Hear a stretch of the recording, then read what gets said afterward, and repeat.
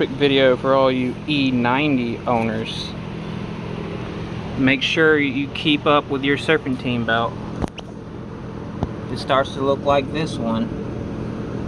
The ribs are thinning out, or if it gets oil on them,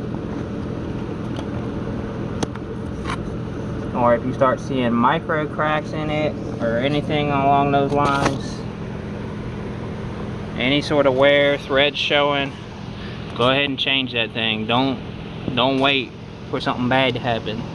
These E90s that I've been dealing with are notorious for this belt breaking, whether because it's old and never been changed, or from oil soak from the valve cover leaking, or from this oil filter housing leaking, also common. Or if you change your oil and you don't change the O-ring in here, that leaks as well, and it'll leak on the belt, or the belt, and that belt will snap eventually. And when that belt snaps, they're notorious, as far as I've been working on them, for this belt getting wrapped up behind this crank pulley here, going into the cranks, through the crank seal and into your timing.